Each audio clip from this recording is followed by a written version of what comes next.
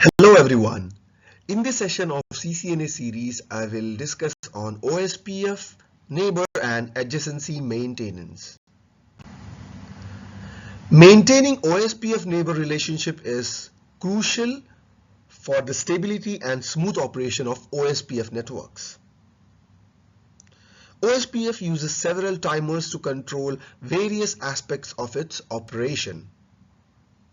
These timers play a crucial role in maintaining network stability and convergence. Two of the most important OSPF timers we will discuss is hello timer and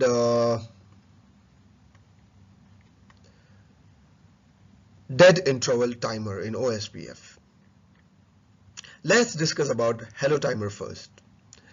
Hello timer is the interval in which the hello packet is sent to the neighbor to maintain the relationship. It controls how often OSPF routers send hello packets to discover and maintain neighbor relationships. Routers on the same segment must have matching hello timers and parameters to become OSPF neighbors. By default, the hello interval on point-to-point and broadcast network or interface is 10 seconds, whereas the hello intervals on point-to-multipoint and non-broadcast multi-access interface is 30 seconds. Next, let's look at dead interval timer. The dead interval timer is used to determine when a neighbor is considered dead or unreachable.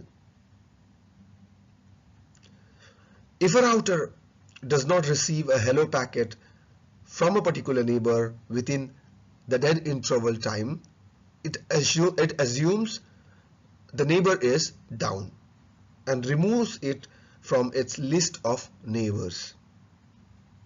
So that dead interval is also a configurable interval in seconds and defaults to 4 times the value of the hello interval.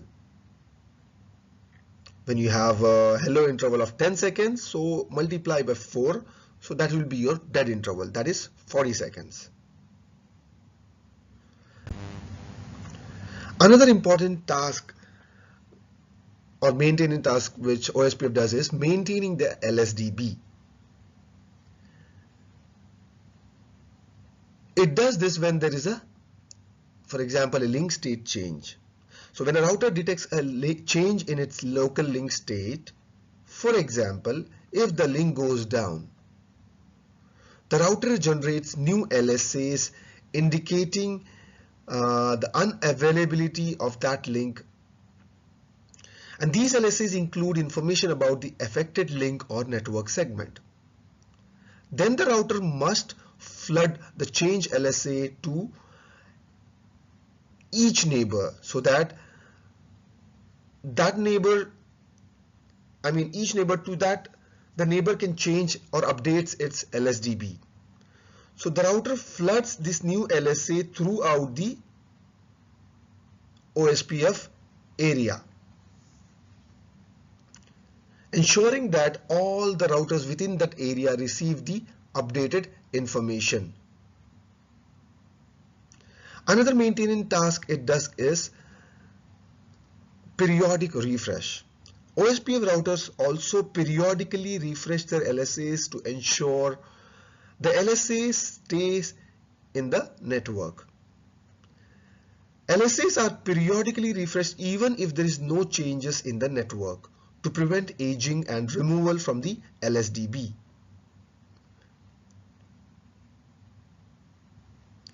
So by default, each router that creates an LSA also has the responsibility to reflect their LSAs every 30 minutes. That is the default time. So in case if you don't know what the aging is, let me tell you. The maximum age of an LSA is 3600 seconds. That is 60 minutes. After an LSA has reached an age of this timer, it must be flushed out. That's why the LSAs are periodically refreshed. In summary, OSPF, just to summarize what we discussed, in summary, OSPF routers maintain neighbor state by sending hello messages based on the hello interval and listening for the hellos before the dead interval expires.